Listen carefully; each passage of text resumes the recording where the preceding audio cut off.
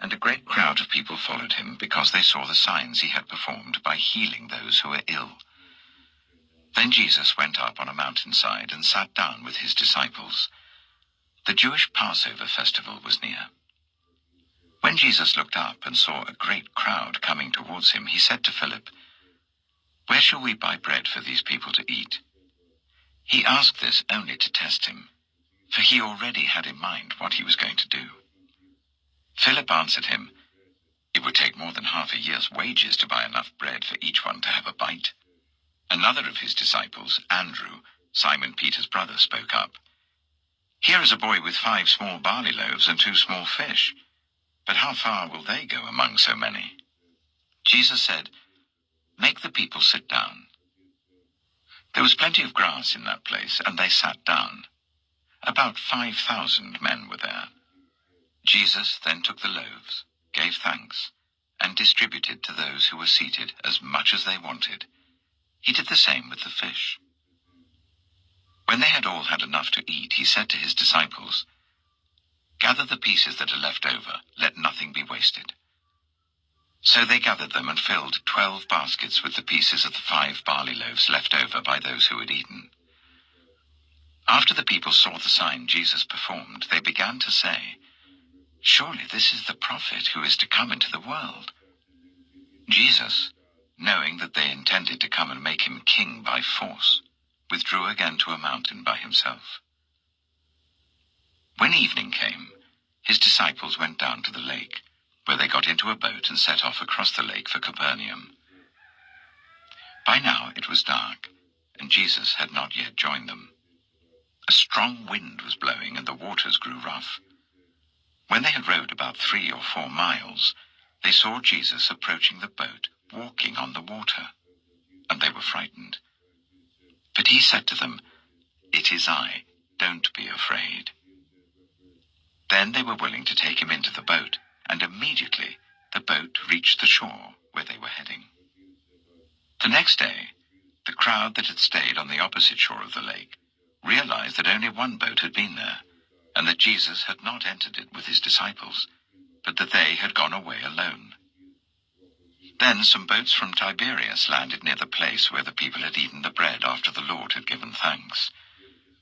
Once the crowd realized that neither Jesus nor his disciples were there, they got into the boats and went to Capernaum in search of Jesus. When they found him on the other side of the lake, they asked him, "Rabbi, when did you get here?" Jesus answered, "Very truly I tell you, you are looking for me, not because you saw the signs I performed, but because you ate the loaves and had your fill. Do not work for food that spoils, but for food that endures to eternal life, which the Son of Man will give you. For on him God the Father has placed his seal of approval." Then they asked him, "What must we do to do the works God requires?" Jesus answered, "The work of God is this, to believe in the one he has sent." So they asked him, "What sign then will you give that we may see it and believe you? What will you do? Our ancestors ate the manna in the wilderness. As it is written, he gave them bread from heaven to eat." Jesus said to them, "Very truly I tell you, it is not Moses who has given you the bread from heaven, but it is my Father who gives you the true bread from heaven. For the bread of God is the bread that comes down from heaven and gives life to the world." "Sir," they said, "always give us this bread."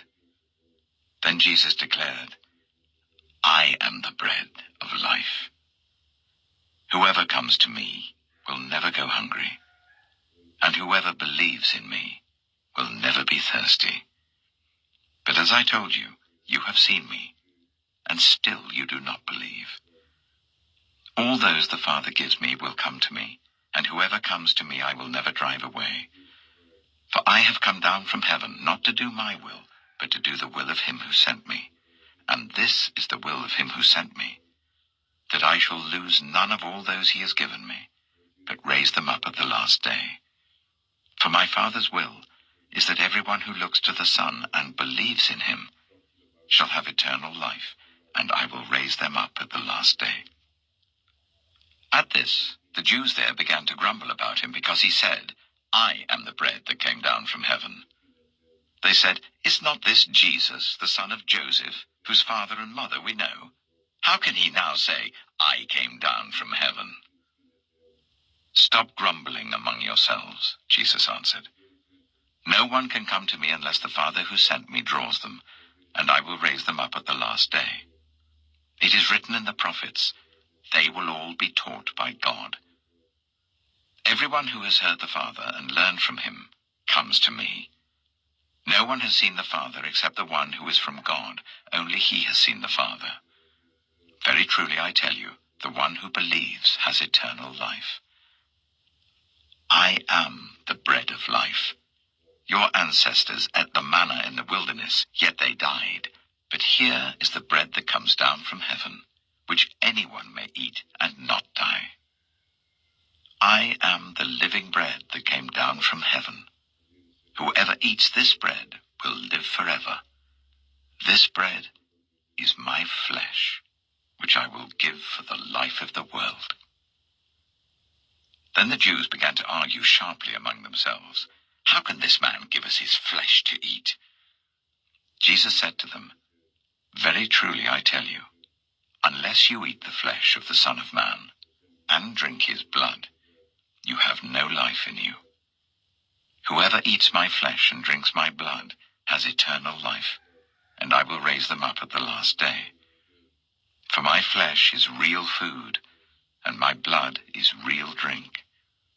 Whoever eats my flesh and drinks my blood remains in me, and I in them. Just as the living Father sent me, and I live because of the Father, so the one who feeds on me will live because of me. This is the bread that came down from heaven. Your ancestors ate manna and died, but whoever feeds on this bread will live forever." He said this while teaching in the synagogue in Capernaum. On hearing it, many of his disciples said, "This is a hard teaching. Who can accept it?" Aware that his disciples were grumbling about this, Jesus said to them, "Does this offend you? Then what if you see the Son of Man ascend to where he was before? The Spirit gives life, the flesh counts for nothing. The words I have spoken to you, they are full of the Spirit and life. Yet there are some of you who do not believe." For Jesus had known from the beginning which of them didn't believe and who would betray him. He went on to say, "This is why I told you that no one can come to me unless the Father has enabled them." From this time, many of his disciples turned back and no longer followed him. "You do not want to leave too, do you?" Jesus asked the 12. Simon Peter answered, "Lord, to whom shall we go? You have the words of eternal life. We have come to believe and to know that you are the Holy One of God." Then Jesus replied, "Have I not chosen you, the 12? Yet one of you is a devil." He meant Judas, the son of Simon Iscariot, who, though one of the 12, was later to betray him. John chapter 7. After this, Jesus went around in Galilee. He did not want to go about in Judea, because the Jewish leaders there were looking for a way to kill him. But when the Jewish festival of Tabernacles was near, Jesus' brothers said to him, "Leave Galilee and go to Judea, so that your disciples there may see the works you do. No one who wants to become a public figure acts in secret. Since you are doing these things, show yourself to the world." For even his own brothers didn't believe in him. Therefore Jesus told them, "My time is not yet here. For you, any time will do. The world cannot hate you, but it hates me because I testify that its works are evil. You go to the festival. I'm not going up to this festival because my time is not yet fully come." After he had said this, he stayed in Galilee. However, after his brothers had left for the festival, he went also, not publicly, but in secret. Now, at the festival, the Jewish leaders were watching for Jesus and asking, "Where is he?" Among the crowds, there was widespread whispering about him. Some said, "He is a good man." Others replied, "No, he deceives the people." But no one would say anything publicly about him for fear of the leaders. Not until halfway through the festival did Jesus go up to the temple courts and begin to teach. The Jews there were amazed and asked, "How did this man get such learning without having been taught?" Jesus answered, "My teaching is not my own. It comes from the one who sent me. Anyone who chooses to do the will of God will find out whether my teaching comes from God or whether I speak on my own. Whoever speaks on their own does so to gain personal glory. But he who seeks the glory of the one who sent him is a man of truth. There is nothing false about him. Has not Moses given you the law? Yet none of you keeps the law. Why are you trying to kill me?" "You are demon-possessed," the crowd answered. "Who is trying to kill you?" Jesus said to them, "I did one miracle